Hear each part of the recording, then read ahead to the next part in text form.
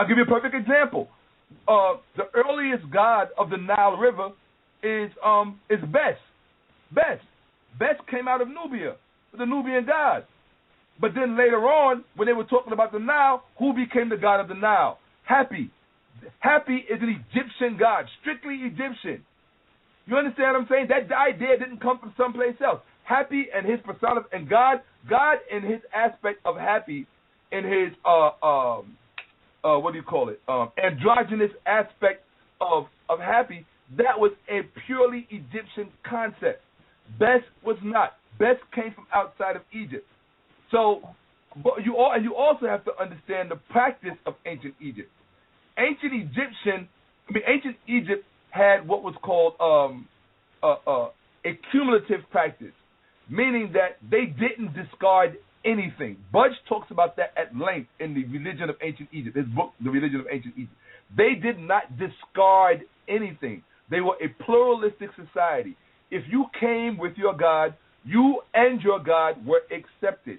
If this particular nome was a clan, right? If this particular nome was a clan of people, and that particular nome, because you know it was divided into nomes, if that particular nome had a god that was just for that particular nome, then that god might be compounded with a deity from another nome, depending on what was going on politically in the country. You understand? It didn't mean they were plagiarizing it. It just meant that you didn't throw away somebody's god. To throw away somebody's god, you're throwing away the people. And that's probably what incurred the wrath of the priesthood with Akhenaten. Because rather than Akhenaten, Amenhotep IV, rather than him just projecting the Aten as the number one god, he did attempt to say it was the only god. But even he couldn't say it was the only god. Okay, so, and because if you look at people always want to say Akhenaten introduced monotheism to Egypt. If that's the case, then you have to explain to me why is it at the end of the hymn to the Aten, supposedly written by Akhenaten, why does he mention Re? Why does he mention the other deities and Amun? He mentions Re and Amun. Those are other deities. He would have only mentioned Aten if he was bringing this monotheism in. And how could he bring in something that was already there since the beginning? Which makes no sense either.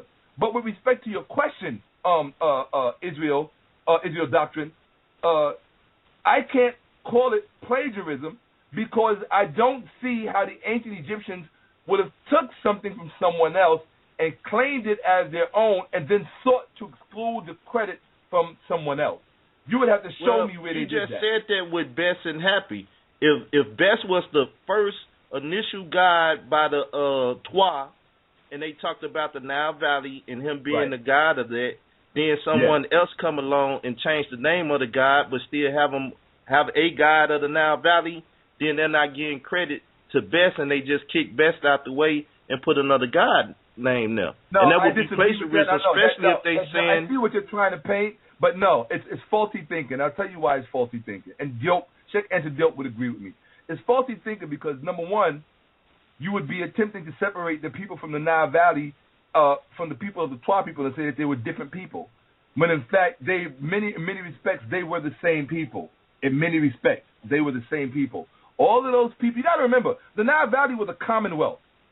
You understand what I'm saying? It was a commonwealth of members of the same race. Black people, Africans, okay? Some of them were different ethnic groups, okay? But what you have to remember is that Egypt was also a composite civilization. It was made up of these various ethnic groups. So, of course, you're going to find a composite reality in the country. You can't call it plagiarism, though. Plagiarism, the Egyptians did not take, they didn't take, first of all, you have to understand that when you're talking about the Nubians and you're talking about the Egyptians, you're talking about the same people. So how is it plagiarism? Right, but you have to take Shakka, someone else's. Look, if I could just say one little simple thing. Yeah, please. For my argument's sake, I would say when Dr. Ben was a Jew, and I would say a Jew is a physical person, not a religion. That's just what I would say, right? For argument's sake, and that's what I believe. So now, when Dr. Ben was a Jew, he wrote the chronology of the Bible, and he said Moses was an African. Moses was born in Egypt.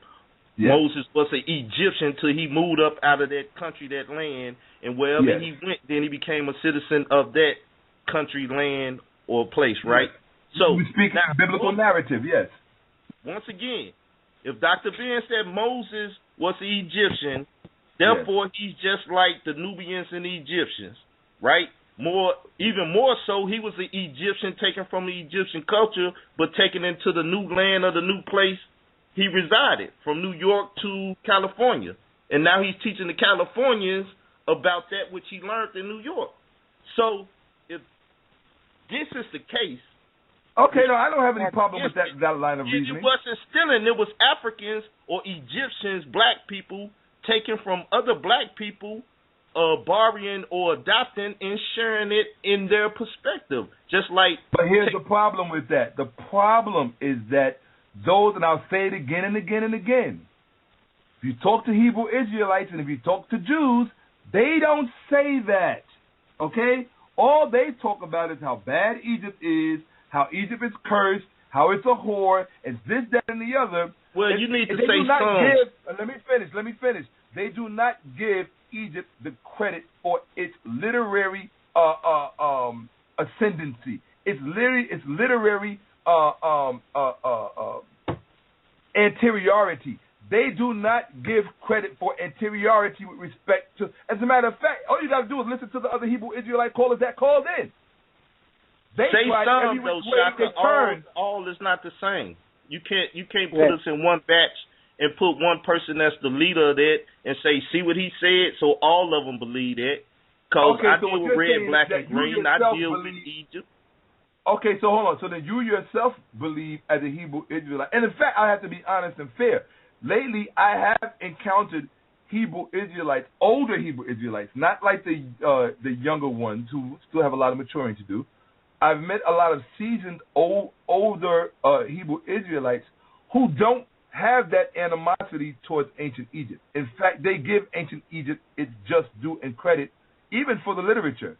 They'll say, oh, yeah, the literature came from Egypt, and oh, yeah, this, that, and the other, but this is where we had a point of contention, and that's when they go to the biblical narrative. Now, my thing is this.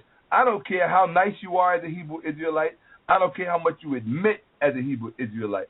Once you go to that biblical narrative and try to point it off on me as history, then we have a problem.